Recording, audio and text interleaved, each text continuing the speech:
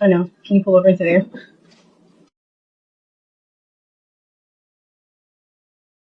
एक आदमी अपने रीजनिंग एबिलिटी के फुल मेच्योरिटी पे पहुंचता है लगभग 28 के पहले, और एक लड़की पहुंचती है 18 पे। फिर वो वहीं रुक जाती है जिंदगी भर के लिए। मजाक नहीं कर रहा हूं, सालों के एवोल्यूशनरी बायोलॉजी और साइकोलॉजी ने यह कंफर्म किया है कि वो लोग एक इंटरमीडिएट फेज में फंस जाते हैं, बच्चा और एक आदमी के बीच का फेज। तो मान लो वो लोग जैसे जिंदगी भर एक बड़े बच्चे की तरह रह जाते हैं। और ये कोई डिफेक्ट नहीं है, बहुत बड़ा फ्लेक्स है, उनको खुद को नहीं आइडिया। कॉर्पोरेट सूट पहन के नकली मर्द बनने के चक्कर में गंवार है। और इनके यही नेचर की वजह से देखना, जब वो लोग पार्टनर ढूंढते तो उसमें सबसे पहले फादर फिगर देखते हैं। लिटरल क्रीपी सेंस में नहीं, बट क्वालिटी के पर्सपेक्टिव से बोल रहा हूँ। प्रोटेक्शन कि बाप ने बचाया 18 साल, ये भी बचाएगा, इसलिए बच्चे के साथ इतना अच्छा कर लेते हैं। 6 घंटा रूम में डाल दो, निकाल लेंगे आराम से। बंदे को डाल दो, 6 मिनट में फ्राई हो जाएगा। क्यों? पेशेंस नहीं है। स्किल है, जब वो सिंगल फादर होएगा तब दिखा देगा, बट पेशेंस नहीं है। फ्यूचर के स्ट्रेस में डूबा हुआ है वो, इनमें है। टीचिंग, नर्सिंग, साइकोलॉजी, यहाँ पे भी ये लोग क्यों अच्छा करते हैं? क्योंकि वहां पे जो क्वालिटीज चाहिए वो इनमें है। Nurturing, caring, healing. उनका हेडकाउंट ज्यादा है इस फील्ड में, डोमिनेंस नहीं, वो अलग टॉपिक है। और ये सब वो लोग इसलिए कर पाते because they are design to be in the present. मर्दों से कई गुना ज्यादा वो लोग प्रेजेंट में रहते हैं, आराम से।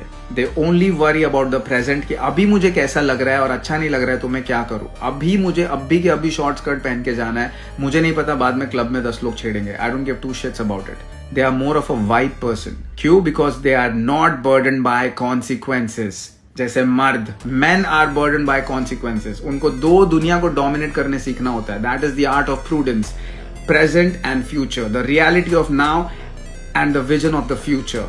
इसीलिए उनका वो इंजन गर्म हो चुका रहता है, भाग भाग के फ्यूचर के सारे प्रॉब्लम सॉल्व कर करके। और यहाँ पे ये लोग एसी की तरह पीस को एक्सेस करते हुए प्रेजेंट में रूटेड होते हैं। इसीलिए इनको बोला जाता है नेचुरल हीलर्स। और इसी एनर्जी के लिए पुराने टाइम पे मर्द, जब उनका ये लॉजिकल इंजन पूरी तरह से ओवरलोड हो जाता था, दुनिया भर का वो स्ट्रेस और वो रिस्क ले लेके बाहर जब वो लोग घर आते थे और जब उनको वो एसी की जरूरत होती थी उस इंजन को ठंडा करने के लिए, तब ये लोग हेल्प करते थे वो हीलिंग एनर्जी से। और ये वो फ्लेक्स है जिसकी मैं बात कर रहा था, क्योंकि आप नहीं कर सकते। We are not design for it, unfortunately. और इसी डिपेंडेंसी की वजह से रिलेशनशिप्स टिकते थे सालों साल। डिपेंडेंसी बहुत जरूरी है। सी, डिग्री ऑफ डिपेंडेंसी डिफर जरूर करता है, मर्दों का उतना नहीं है उनके ऊपर, बट है। और ऐसे एक दूसरे के नीड्स फुलफिल करके सालों रहते थे।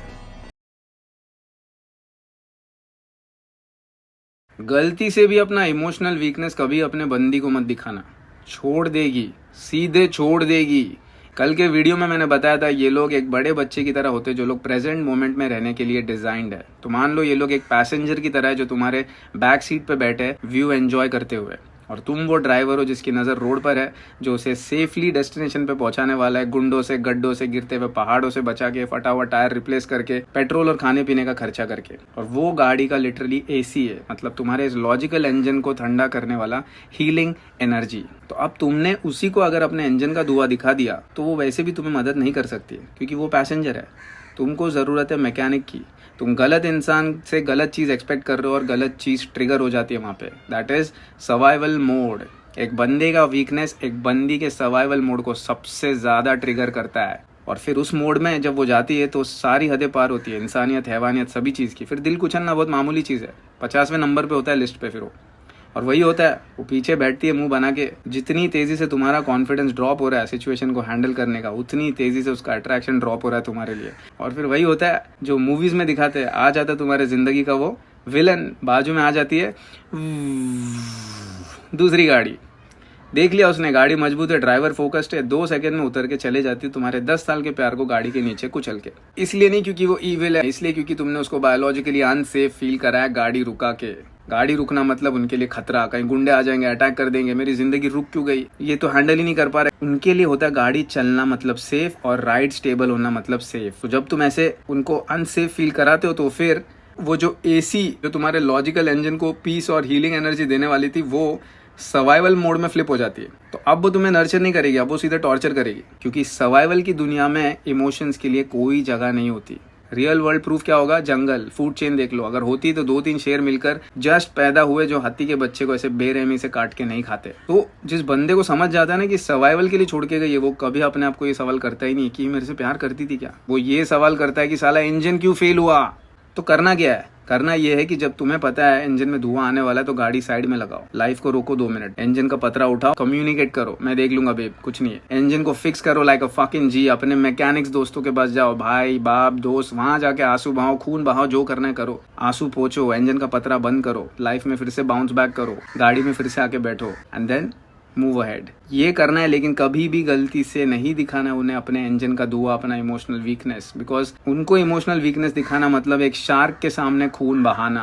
और जब शार्क के सामने तुम खून बहाओगे तो वो बैठ के तुम्हारे साथ रो के तुम्हें गले नहीं लगाएगा, वो सीधे तुम्हें कच्चा खा जाएगा। इसलिए नहीं क्योंकि वो बेरहम है, इसलिए because it's design to fucking kill the weak. That's ruthless nature's survival mode at its peak.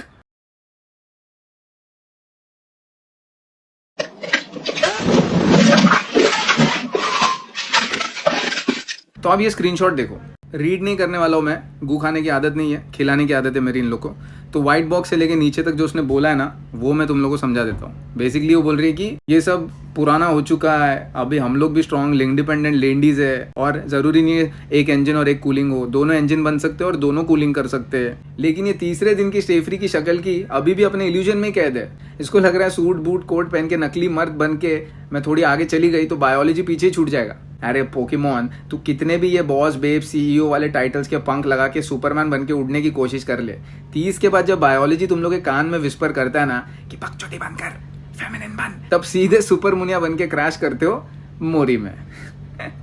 जब दोनों इंजन या दोनों ड्राइवर बनते हैं तो ये वीडियो देखो, सबूत है क्या होता है।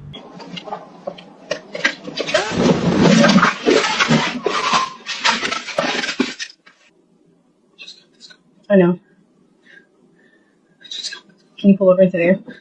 ये होता है जब पैसेंजर ड्राइवर बन जाता है, ये होता है जब वो बॉस बेब बन जाती है। तो जब दो ड्राइवर एक ही व्हील के लिए झगड़ रहे होते हैं ना, तो गाड़ी आगे नहीं बढ़ रही होती है, गाड़ी ड्रिफ्ट कर रही होती है और टायर से धुआं आ रहा होता है और फिर जाके क्रैश हो जाता है। और फिर बाद में ये जो चिंगादर के लेंडी जो कमेंट करते हैं ना स्क्रीनशॉट में, हम भी यूनिक स्ट्रेंथ्स लाते हैं, हील करते हैं, कूल करते हैं, किधर गया हीलिंग कूलिंग वीडियो में? किधर हील कर रही हो ड्राइवर को? कुछ हीलिंग कूलिंग नहीं होगा, सीधा किलिंग होगा तुम्हारे इमोशंस का, फीलिंग्स का, उसके अकाउंटेबिलिटी का, रिस्पॉन्सिबिलिटी का।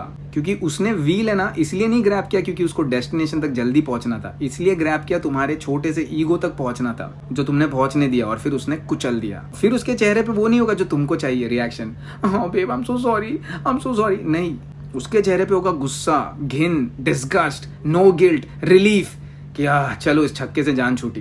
क्योंकि उसके दिमाग में ऐसा है कि ये साला एक छोटे से ईगो गेम में हार गया मेरे साथ, तो ये दुनिया से क्या जीतेगा, ये तो साला हारते ही रहेगा, फकिंग लूजर। ये तो साला क्लासिक प्रीमियम काजू कतरी पेड़िया है, सिंपिया साला। और जो सच है, क्योंकि रियल ड्राइवर होता तो व्हील छूने नहीं देता उसको, और छू के अगर वो ट्राई भी करती और ऐसे क्रैश कर देती तो 2 मिनट में उसको लात मार के निकाल देता, चल वट अपना दूसरा गाड़ी देख, चल हाईवे पे जाके।